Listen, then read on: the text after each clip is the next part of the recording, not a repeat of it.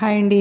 ఈరోజు మనం ఎండతో పని లేకుండా చాలా సింపుల్గా ఈజీగా చేసేసుకునే టొమాటో పికిల్ని ఎలా ప్రిపేర్ చేసుకోవాలని చూద్దాం. దీనికోసం 1 కేజీ టమాటాలని కడుక్కొని శుభ్రంగా గుడ్డతో తుడుచుకొని కొంచెంసేపు ఎండలో ఆరబెట్టుకోవాలి. అలాగే వెల్లుల్లిని ఒలుచుకొని పక్కన పెట్టుకోవాలి. ఇప్పుడు టమాటాలని ఆరిపోయిన తర్వాత చిన్న చిన్న ముక్కలుగా కట్ చేసుకోవాలి. ఇలా ఒక ప్లేట్లోకి రెడీ చేసి పెట్టుకొని స్టవ్ వెలిగించుకొని బాండీ పెట్టుకోవాలి. ఇప్పుడు ఒక చిన్న చిట్కా అండి. కొత్త స్టీల్ పాత్రని స్టిక్కర్స్ ఉంటాయి కదా, వాటిని ఎలా తీయాలంటే స్టవ్ పైన పెట్టేసుకొని కొంచెం హీట్ అయిన తర్వాత తీసేసుకోవాలి. ఇప్పుడు ఆ పాత్రలో ఒక 2 స్పూన్స్ మెంతులు, 2 స్పూన్స్ ఆవాలు వేసుకొని వేడి చేసుకోవాలి. కొంచెం బాగా వేగిన తర్వాత చల్లార్చుకొని ఇలా మిక్సీ జార్లో వేసుకొని పౌడర్ చేసి పక్కన పెట్టేసుకుందాం. అదే బాండీలో కొద్దిగా ఆయిల్ వేసుకుందామండి. ఒక 1/2 కప్ వరకు ఆయిల్ వేసుకుందాము. ఈ ఆయిల్లో ఎందుకంటే మనకి తొందరగా అడుగు పట్టకుండా ఉంటుందన్నమాట.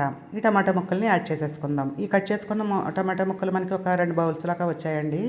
ఈ 2 బౌల్స్ని కూడా మనం వేసేసుకొని 1 కేజీ టమాటాలకి 100 గ్రాముల చింతపండుని నారలు గింజలు లేకుండా తీసేసుకొని ఈ టమాటా ముక్కలతో పాటు బాగా ఉడికించుకోవాలన్నమాట. మనం నీరు ఏమీ యాడ్ చేసుకోవసరం లేదండి. ఆ టమాటాలో వచ్చే వాటర్తోనే ఉడికిపోతుంది. ఇలా దగ్గర పడిపోయిన తర్వాత మనం స్టవ్ ఆఫ్ చేసేసుకొని చల్లారబెట్టుకోవాలి.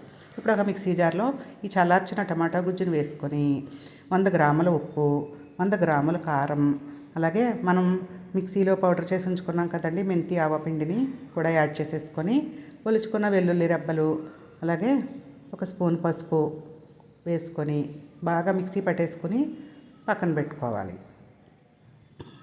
ఇప్పుడు మెత్తగా పేస్ట్ అయింది కదండి. ఈ పేస్ట్ని పక్కన పెట్టుకొని స్టవ్ పై బాండీ పెట్టుకొని ఒక 2 కప్స్ వరకు ఆయిల్ని వేసుకుందాం. ఈ ఆయిల్ వేరుశనగ నూనె కానీ అలాగే గానుగ నూనె అంటే నువ్వుల నూనె కానీ వాడొచ్చండి. నువ్వుల నూనె అయితే శ్రేష్టము. ఇప్పుడు మనం ఈ ఆయిల్ని వేసుకున్న తర్వాత కొంచెం శనగపప్పు ఒక 4-5 స్పూన్ల వరకు వేసుకోవచ్చు. అలాగే చాయ్ మినపప్పు కూడా వేసుకొని కొంచెం బ్రౌన్ కలర్ వచ్చే వరకు వేయించుకుందాం. అలాగే 1 స్పూన్ ఆవాలు, మనం ఒలిచిపెట్టుకున్న వెల్లుల్లి రెబ్బలు వేసుకోవాలి. ఈ వెల్లుల్లి రెబ్బలు ఎంత ఎక్కువ వేసుకున్నా కానీ మనకి హెల్త్కి మంచిదేనండి. ఇప్పుడు మనం కడిగి ఆరబెట్టుకున్న కరివేపాకును కూడా వేసుకుందాం. ఇది ఒక 2-3 రెమ్మలు వేసుకుంటే సరిపోతుంది. ఒక 1/2 స్పూన్ వరకు ఇంగువ, అలాగే 4-5 ఎండుమిర్చిని కట్ చేసేసుకొని సిమ్లో పెట్టుకొని పోపు బాగా వేయించుకోవాలి. ఇప్పుడు మనం మిక్సీ పట్టుకున్న టమాటా పేస్ట్ని వేసేసుకొని కొంచెం సేపు వేయించుకుంటే మన టమాటా పచ్చడి రెడీ అయిపోతుంది. ఇది చాలా అంటే చాలా టేస్టీగా ఉంటుందండి.